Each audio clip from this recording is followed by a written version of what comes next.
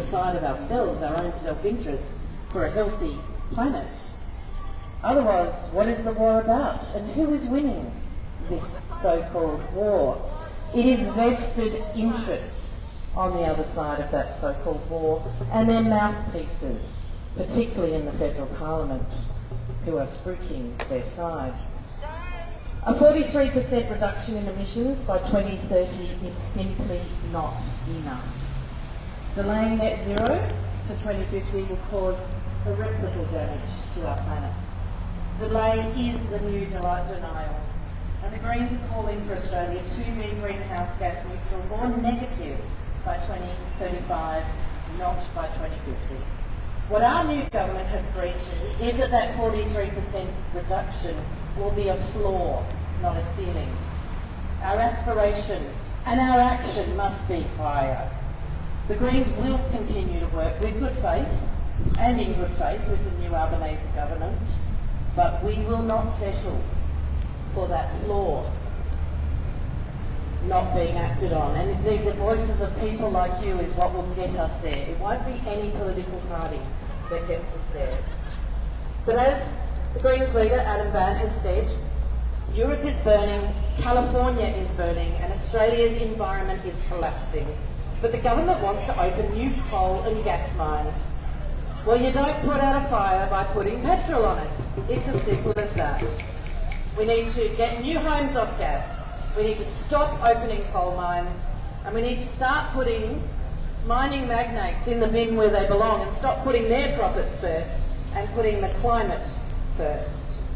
Just this week, we've heard, just down at the Convention Centre, and of course on our radio waves and from particularly Liberal politicians, a call for the use of nuclear energy to address climate change. We see this for the tactic that it is. It is delay, not denial, because their old tactics have been exposed by the people in the last federal election that saw the rise of the Teals, that saw the rise of the Greens, and that saw at least some aspiration from the incoming government rewarded at the ballot box. But I've got to say, with the anniversaries of Hiroshima, and I attended a Red Cross event yesterday where Karina Lester spoke, and I've heard her speak many times, but it really was so poignant to hear her speak yet again from her lands at Wallatina yesterday, where her father, of course, was blinded by the testing,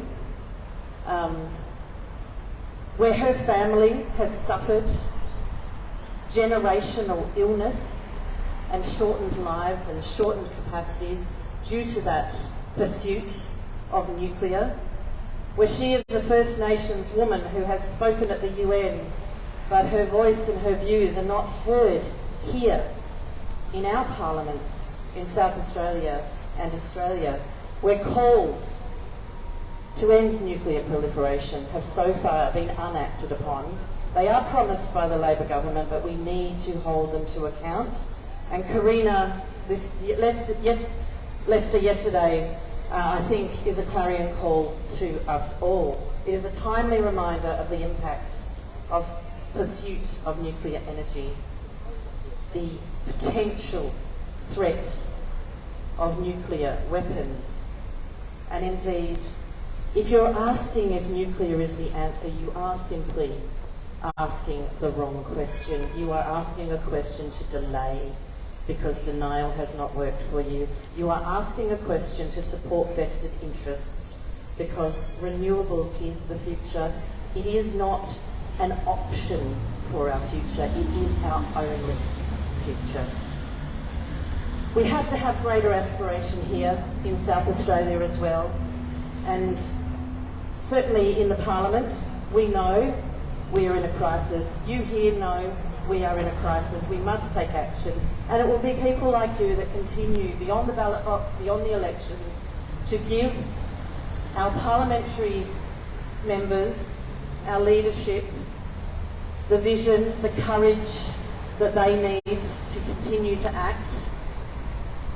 It is a sad day, however, when business, when community are so far ahead of politicians. in so many ways. But I am heartened by the new state and federal governments. I have not lost all hope in politics actually affecting change, but it is of course people like you here today who will always be the ones that lead that change. The seas are rising, but so are we.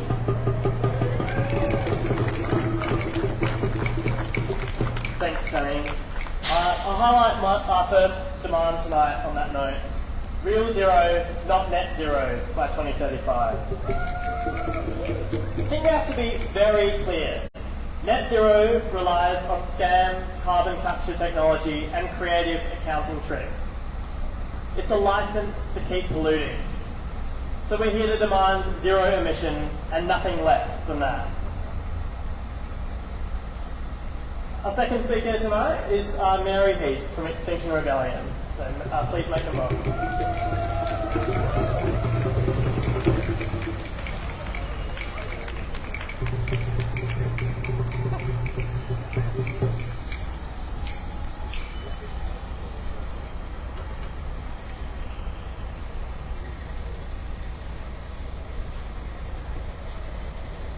I'd like to start too by acknowledging that we're standing here on the unceded lands of the Kaurna people. I pay my profound respects to their elders, past, present and future. I acknowledge, as we all should, that First Nations are in the front line in Australia and all over the earth in defending their land and the ecosystems that depend on it in the face of violence and dispossession.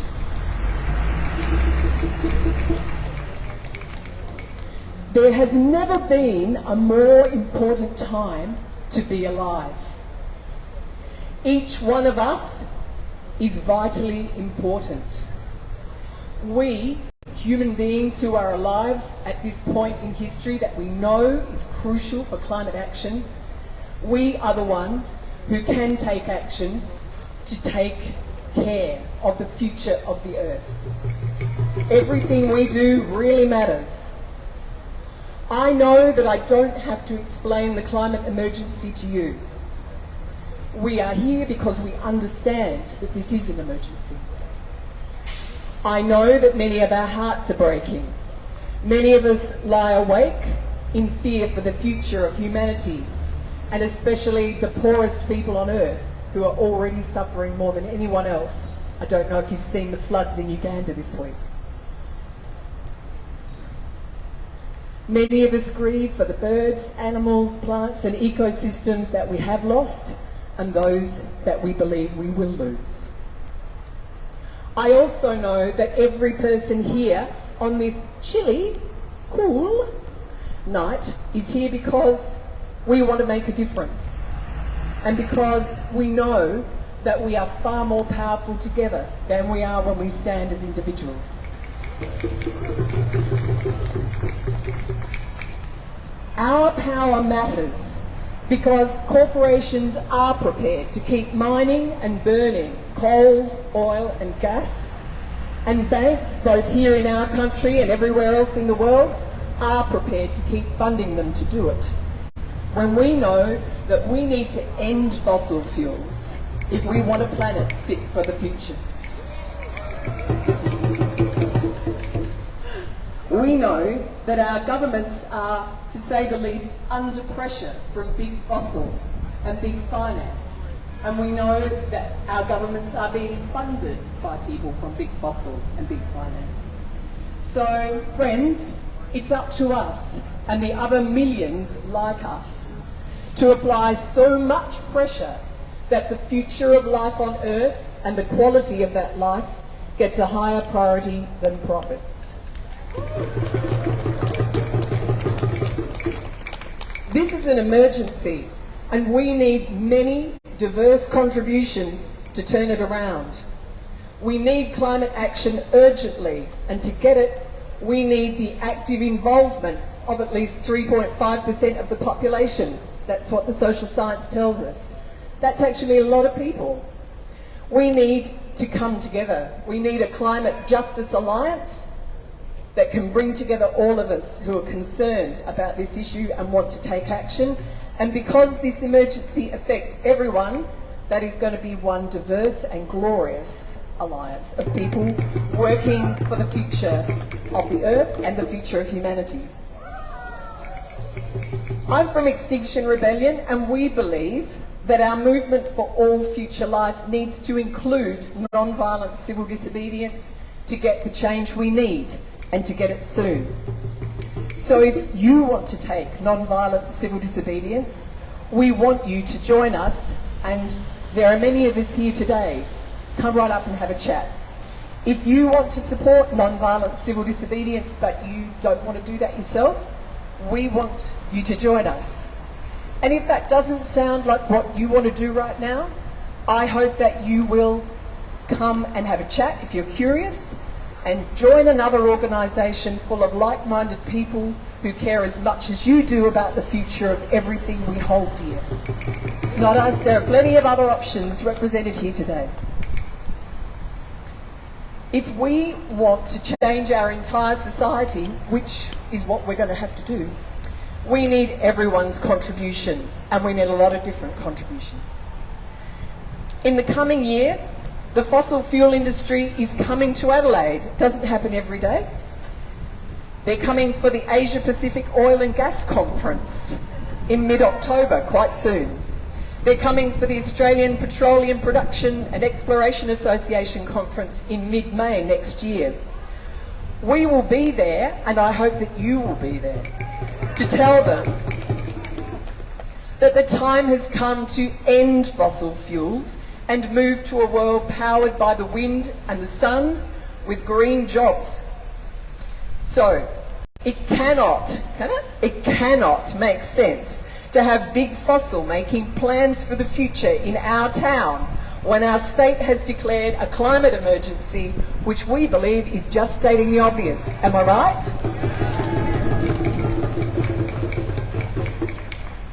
So, come along, join in. We want to let them know it's time to end fossil fuels.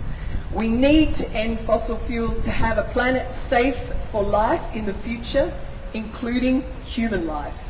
And we can't keep waiting. We are the ones who need to take action to make sure that this emergency turns around. What do we want? Climate action? When do we want it? Now. What do we want? When do we want it? Now. What do we want? When do we want it?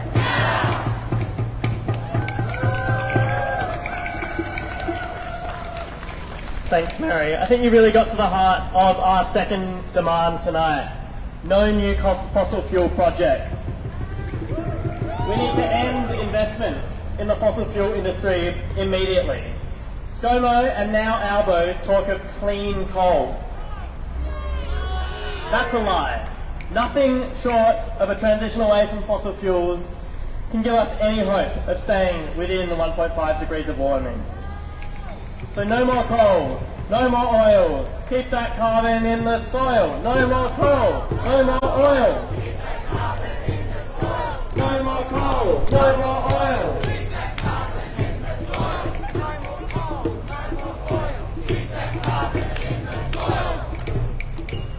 Our next speaker is Gemma Dore. Gemma is a climate activist with Fossil Free Adelaide Uni, and she'll be talking about a particularly important campaign many of us should be involving ourselves in, which is our university's deep connections to the fossil fuel industry. So please make her welcome.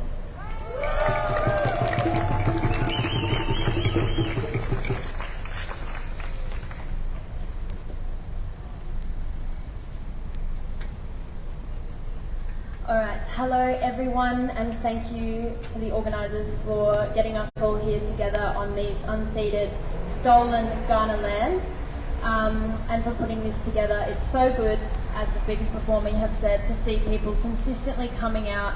We're not going to stay quiet, we're not going to get disillusioned. This is a fight that takes consistent, continued action, and I'm so glad to see you all here with me tonight. I firstly have a question for the government, which is, what is the use of emissions reduction targets when we're still subsidising new coal and gas projects. How will the government ever cut ties with an industry that funds their political parties and campaigns? The answer is they won't, unless, like Mary said, we put immense pressure on those individuals and those corporations. Fossil fuel companies are massive perpetrators of the climate crisis, and governments that accept these huge political donations are equally complicit. We need to hit these companies where it hurts, in their pockets. Divestment is a powerful weapon in tackling a system that prioritises profits over people and the planet. Whilst money is certainly the cause of much destruction on our planet, we can also use it to send a clear message to institutions and governments. No new coal, oil or gas. Land rights, not mining rights. Real zero by 2035. We can divest on institutional and personal levels to amplify this collective message. Fossil free Adelaide University has joined a growing chorus of students calling for our university to divest their shares in fossil fuel companies, which currently include BHP, Rio Tinto, Woodside, ExxonMobil, Shell and Santos, just to name a few.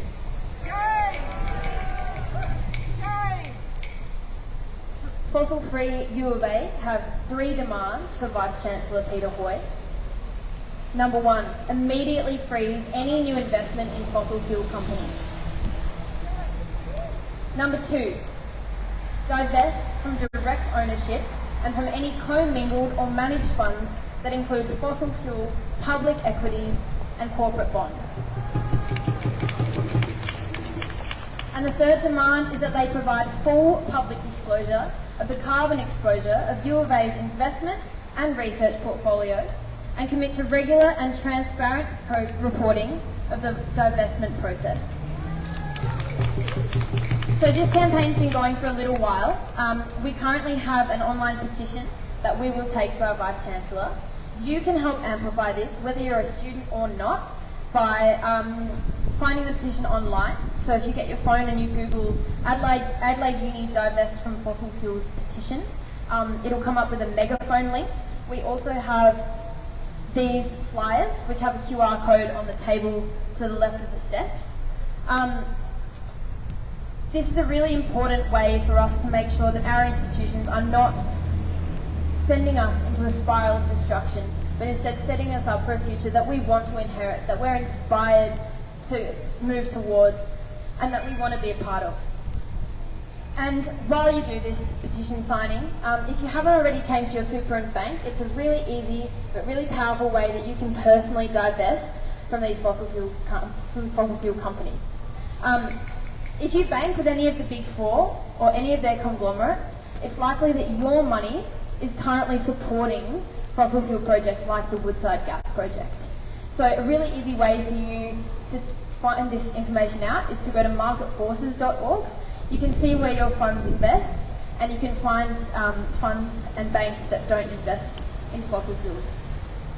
And if you've already changed, which I'm sure many of you have, then just pass it on to your parents or your doctor or anyone you know that you think will be open to it, and then we can all come together and just keep pushing this divestment movement, because it's a really easy but really important way for us to send this message.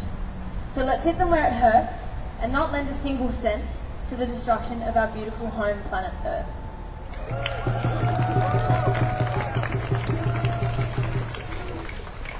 Thanks, Jimmy.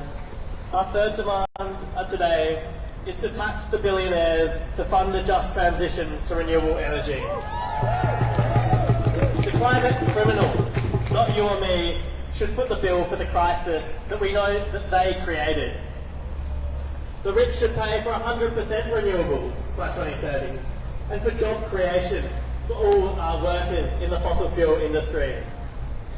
Big taxes could also fund compensation for victims of the climate crisis, for a massive expansion of emergency services, to regenerate devastated ecosystems and to decarbonise the global south. So money for health and education, not for mining corporations. Money for health and education. Money for health and education. Money for health and education. Our next speaker tonight is Tom Gilchrist. Tom's a long-standing climate activist and socialist. Awesome. Thank you, Nick. Labor's new climate bill is a disaster for the planet. It's a disaster because it's going to lock in more fossil fuel projects and it's going to lock in more warming. The 43% target that they have set is well below adequate. It is less than what was said in 2015 in Paris Climate Agreements, what would be needed to prevent 2 degrees of warming. And it is less even than the 50% target that Labor was setting themselves only a few years ago. I think this is what we're up against. We need to fight for serious action on climate change. And in fact, if we look in the last few years, if anything, those targets from 2015 and those predictions of warming were conservative. We've seen now, we are not waiting for a climate disaster to come, we are living through it. The rate at which the climate is warming and the disaster that we're locking ourselves and future generations into is at a far greater scale than even the IPCC reports from a couple of years were saying. So we need to take desperate action. But not only are the targets inadequate, there's basically no means to enforce them. And Labor have confirmed that this will not stand in the way of 114 new coal and gas projects in the pipeline. Shame. So this bill, put forward by Labor and Albanese, I think is a real disaster for the planet. And that's why I think it's actually a setback and not a step forward that the federal Greens have said that they're going to be supporting Labor's bill. I think this is a win for Labor and it's a win for the fossil fuel companies. It means that the Labor Party can say to the fossil fuel companies, we know how to tame the environmentalists, we know how to tame the Greens, we know how to keep building coal and gas projects and dress it up as something green. This bill is greenwashing and it should be rejected. The Greens were right, I think, to vote down Labor's inadequate carbon scheme in 2009, and I think they're wrong to support this bill. I think this helps the Labor Party with their project of supporting the fossil fuel companies, and we should stand up against it. It means now, in Parliament, the only opposition to this bill is coming from climate change denialists and right-wingers like Barnaby Joyce. This should be a chance, this year we should be fighting for action on climate change, not just sticking to debating the most right-wing, horrific figures like Joyce and the Liberals and Nationals. This year, the Greens got their highest ever result in the elections, in the federal elections, on the basis of promising action on climate change. I think they absolutely have a mandate to reject Labor's bill. So if now is not the time to fight for action on climate change, I ask you, when is? Some people have welcomed, some media commentators have welcomed that this is a new era of civility and politeness in Parliament. Finally, we have an end to the divisive debates and division. We can compromise and get on with the job of governing. Well, actually, I think when the planet is burning, it's worth kicking up a bit of a fuss. It's worth being uncivil. It's worth being a little bit impolite. And it's worth having a fight. We need to build a climate movement that does not compromise, that stands behind its principles, that fights for the demands that we're fighting for tonight. Real zero, not net zero. No new coal and gas projects. Not building new coal and gas projects and somehow calling that a step forward. So it's good that we're out here tonight protesting, but we clearly need to keep fighting. We need to build a movement that can fight to take on, not compromise with, the fossil fuel companies, that can fight to take on the fossil fuel companies and take on all the politicians in Parliament that do their bidding.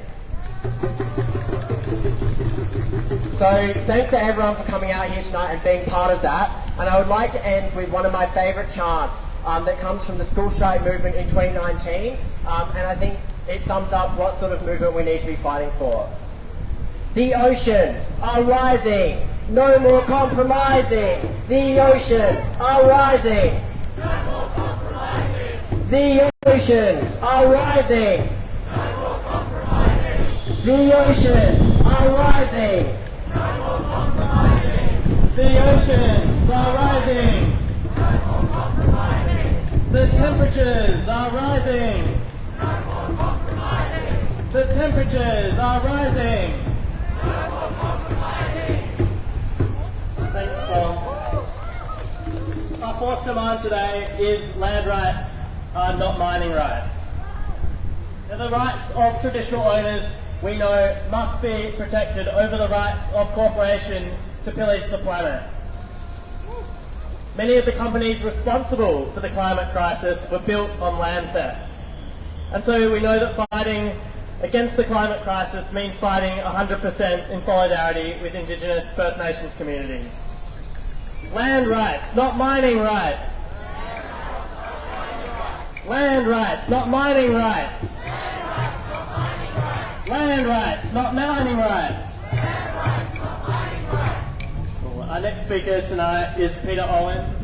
Peter's played a key role in the campaign to preserve wilderness areas in South Australia, including the Great Australian Bight from oil drilling, and he's currently the director of the Wilderness Society. So make him welcome.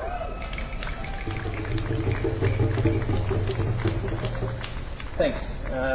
First of all, I acknowledge that we're all standing on stolen land today. Thanks to the organisers and the amazing speakers that have gone before us, and I'll try not to repeat anything that's been said. So, yeah, I guess real action on climate starts with an immediate stop to the expansion of the industry. It's a no-brainer. And if that decision can't be made in buildings like this one, all over the world, it's ultimately going to have to be enforced by communities like ours, all over the world.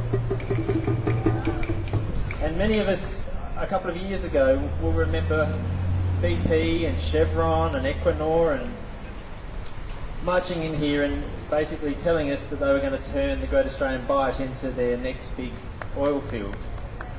And our community, many of us here, came together and said, actually, no, you're not going to do that. That's not going to happen. And we stood united, we parked the things we disagreed with at the door, we agreed with the fact that they were not going to turn the Bight into an oil field. And what happened? They didn't. We achieved our outcome because we believed that we would.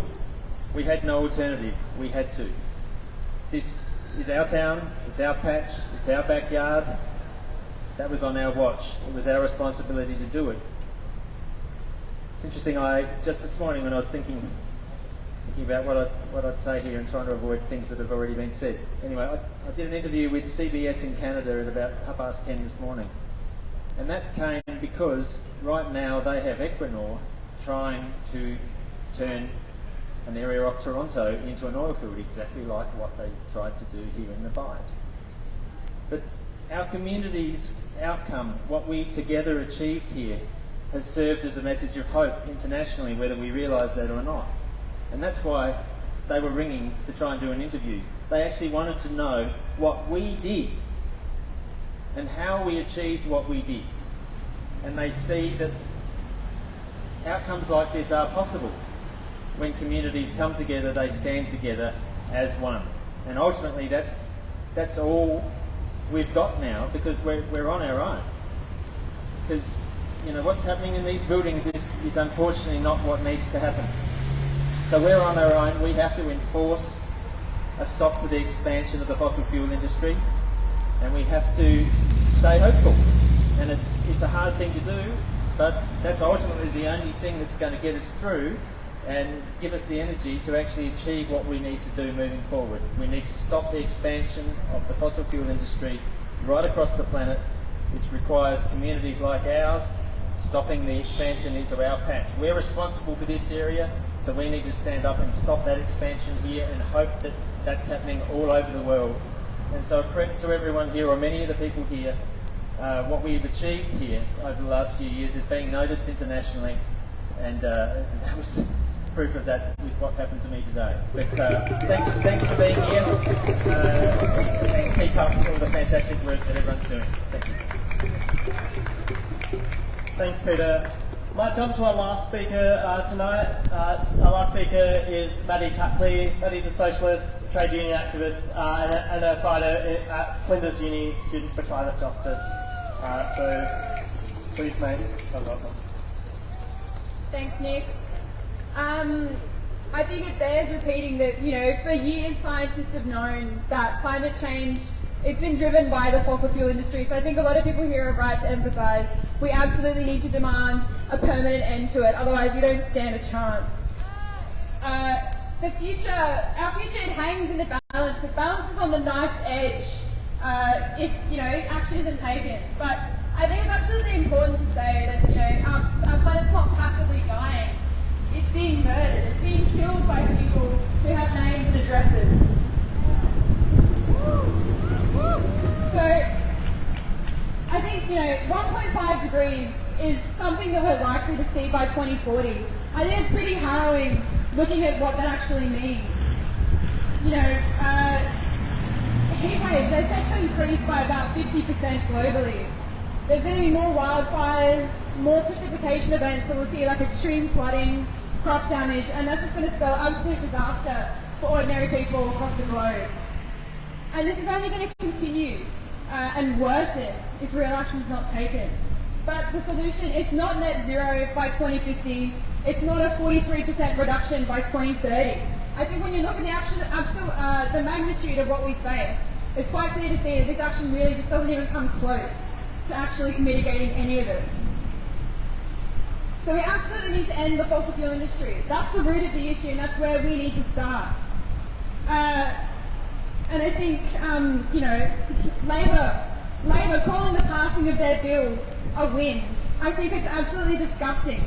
They don't call it a win because it ensures the protection of our climate. They call it a win because it actually ensures the stability for investors. And I think that's an absolute shame. We should absolutely condemn it for what it is.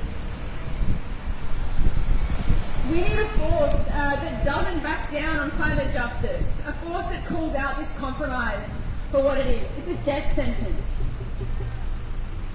And this dangerous climate experiment that's happening all around us, it's being conducted by these fossil fuel bosses and the politicians like Labor who give them a leg up.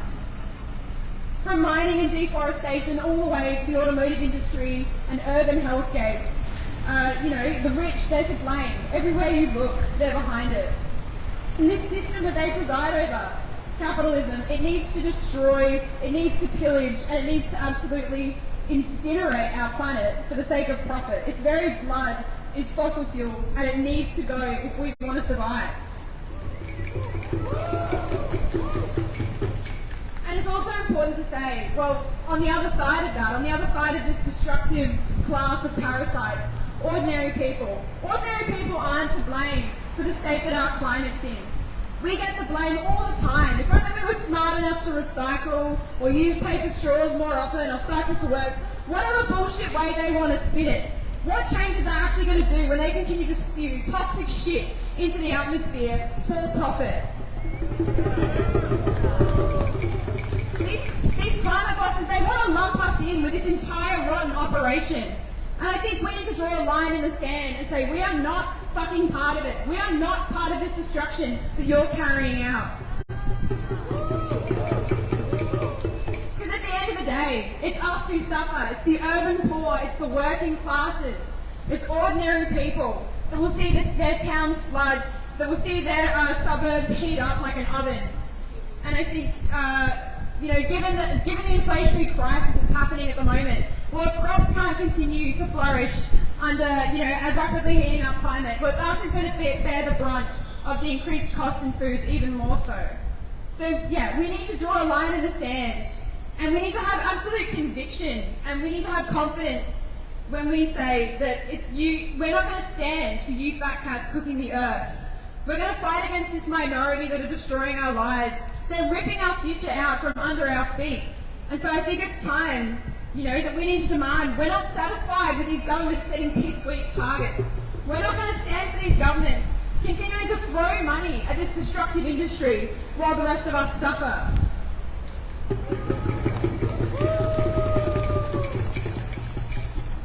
We need a climate movement that isn't satisfied with setting 43% as a baseline. We don't need defensiveness, we need an offensive climate movement that actually takes a stand. And that of course starts we're demanding real wide sweeping change. Because our lives, they depend on it, no matter who's sitting in Canberra. So it's quite clear, not only are ordinary people going to suffer if action isn't taken, well, we actually are the solution to this. We don't share the same parasitic philosophy that these rich and powerful do. We actually have an interest in wanting a livable planet for all of us. Climate justice, it's not theirs, it doesn't belong to them. It belongs to Indigenous people who continually have their land destroyed and walked all over by these mining companies. Climate justice, it belongs to young people, it belongs to workers. And so it's ours, and we need to absolutely fight for it with every shred of conviction that we have in us.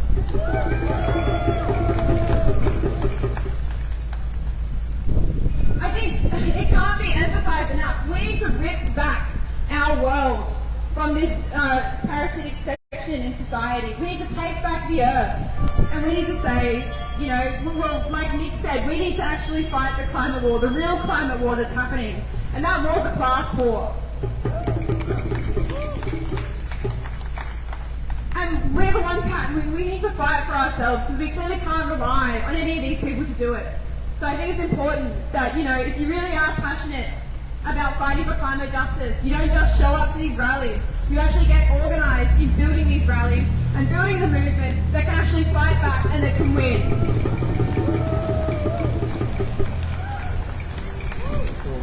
Thanks, Maddie. And thanks everyone for coming out today. We know that protest matters, we know that protest works, we know that politicians won't save us, and we know that we need as many people as possible involved in collective and disruptive action. I completely agree with Maddie. We need to commit ourselves not just to turning out to protests like today, but actually building the kind of radical climate movement that we need. So I hope that everyone keeps up the fight, goes from here with renewed determination to keep up the fight in your workplaces, in your schools, in your unis, wherever you are. And that's to demand more. As Greta Thunberg says, protesting, fighting is about hope. It's about making sure that our ambitions don't drown in our leaders' empty promises. So thanks everyone for coming out tonight.